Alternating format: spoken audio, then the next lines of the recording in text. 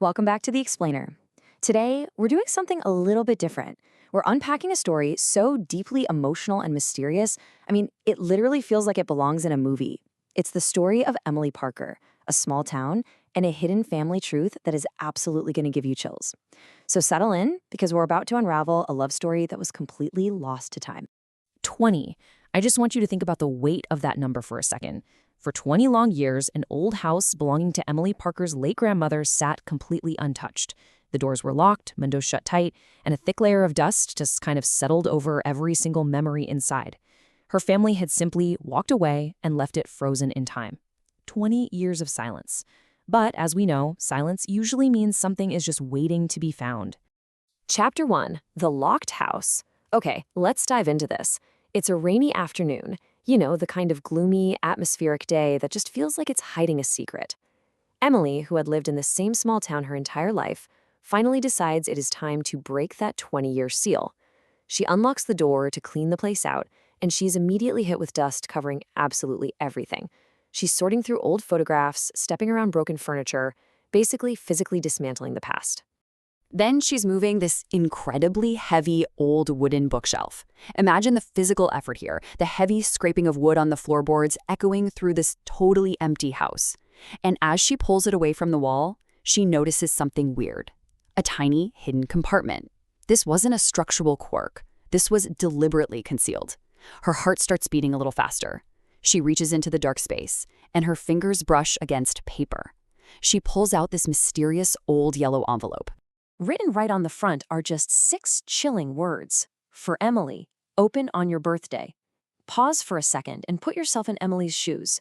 You're standing in a dusty, abandoned house, you find a hidden envelope with your name on it, and the crazy thing is, the day she decided to finally clean this house was actually her birthday. No way, right? It's this cinematic coincidence, almost like the house had been waiting for this exact day to finally speak to her. Chapter 2. A Birthday Discovery. You can just feel the absolute suspense here. Emily is totally frozen. Her hands are visibly shaking as she starts to open this envelope. The paper is old, probably super brittle, and she's about to uncover a revelation that someone went to great lengths to hide for decades. Inside is a handwritten message, and it starts with this deeply ominous opening line. If you're reading this, it means I couldn't tell you the truth myself. Emily's heart is racing, and honestly, ours should be too. This isn't just a birthday card. This is a confession. It's a voice from the past reaching out to correct the record. Chapter 3, The Soldier's Secret. To fully grasp the impact of what comes next, you kind of have to understand the lore of Emily's family. For her entire life, there was one accepted narrative in her small town about her grandfather, that he was a coward. Everyone thought he had selfishly abandoned Emily's mother when she was just a baby, just vanished into thin air. That was the painful reality Emily had carried her whole life. But this letter, it shatters everything she thought she knew. The lie she lived with was that he abandoned his family. The truth? He actually disappeared on a highly dangerous military rescue mission.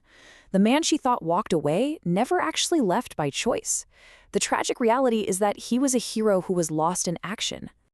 And the letter doesn't just ask her to take his word for it. Attached is physical, visual evidence. An old, faded photograph. Try to picture this in your mind. A young, brave soldier in uniform, looking down with pure, absolute love at a newborn baby in his arms. That baby was Emily's mother.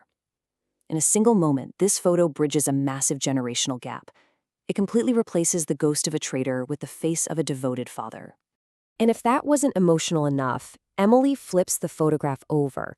On the back, in his own handwriting, is one single sentence. My daughter, I'll come back. It brought Emily to tears. It's just a devastating promise that he desperately intended to keep, but never could. It completely rewrites the emotional history of her family.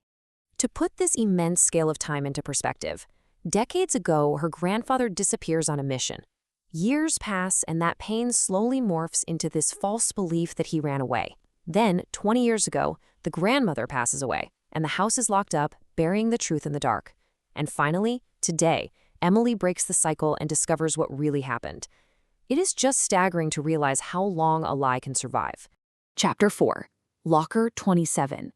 But wait, we aren't at the end of the story yet. Just as Emily is processing this massive revelation, something else happens. A small, heavy metal object falls out of the yellow envelope and clinks onto the floor. It's a key. And wrapped around it is another note that just says, Locker 27, Central Train Station. The very next morning, Emily takes action. She rushes to the Central train station, navigating these big echoing halls, probably thinking, is it even possible a locker from decades ago is still here? But she searches the metallic rows, and there it is, Locker 27. Step by step, with shaking hands, she steps up to the metal door, slides the small key in, and turns it. The door squeaks open, and inside is a literal time capsule of a man's soul. A dusty wooden box, a faded military medal, tangible proof of his service and sacrifice. Underneath that are hundreds of letters, literally hundreds, all unsent, spanning years of missed milestones. And sitting right there, one unopened gift. Chapter 5. A Love Preserved.